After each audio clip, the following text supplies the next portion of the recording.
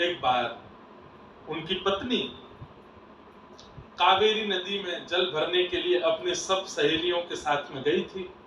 अच्छा, जब आप लोग गुरु आज्ञा मान करके भक्ति पथ पर चलने लगते हैं तो कई लोग आपका मजाक भी उड़ाने लगते हैं। रोज तिलक लगाओ और किसी दिन तिलक नहीं लग पाए तो घर के लोग छेड़ेंगे, ए भक्तानी आज तिलक नहीं लगा सिर पे, क्यों नहीं लगा? लगा लो।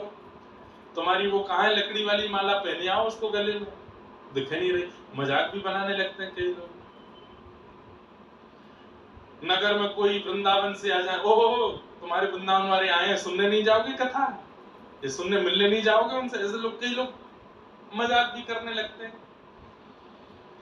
तो इतने में ही कावेरी जी में एक शव बहता हुआ जा रहा था और वो शव, मृतक शव तैरता है पानी के ऊपर। उस शव के गले में कंठी माला थी।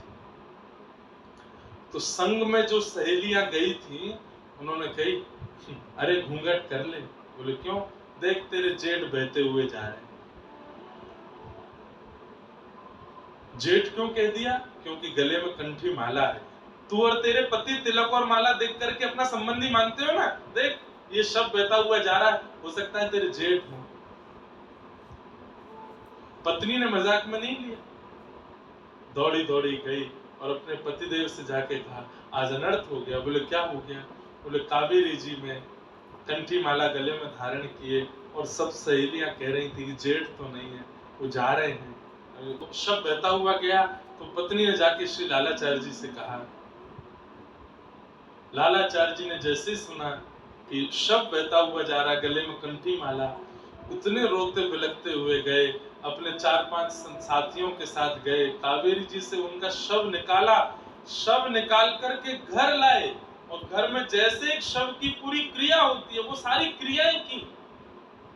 उनके वस्त्र बदले, उनकी अर्थी बनाई, घर में पूरा, मतलब आश्चर्य कर रहे हैं सब लोग। बोले भैया तुम अनजानों को घर ला करके अपना सगा संबंधी बना के उनको घर रखते हो, भोजन आदि पवाते हो, ये तो आज तक सुना गया था, पर ये पूरी प्रक्रिया जैसे घर के मरणासन व्यक्ति की होती तुम वैसे कर रहे हो।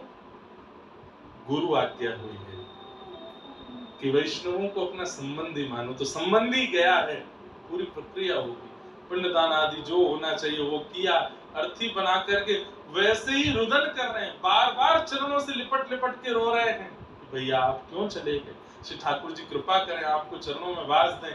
कीर्तन करने लगे, नेत्रों से अविरल अश्रु धार कर रही है, मेरे भैया चले गए। जाकर के उनका संस्कार किया, क्षौर कर्म कराया, सब कुछ वो किया जो एक घर परिवार सदस्य लोग करते। 10 गात्र आदि करने के बाद जब तेरही आई तो तेरही में पूरे नगर के ब्राह्मणों को चिट्ठी भेजी कि हमारे यहाँ हमारे बड़े भैया उनका तेरही है, आपको प्रसाद पाने के लिए आना है।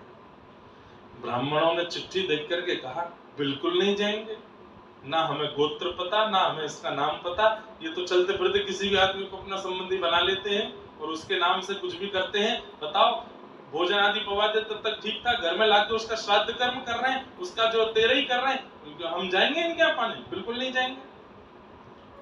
यहाँ पर तेरही पर ब्राह्मणों को जो भी दान आदि किया जाता सबकी व्यवस्था रखी, प्रसाद बनाया, लेकिन एक भी ब्राह्मण नहीं आया।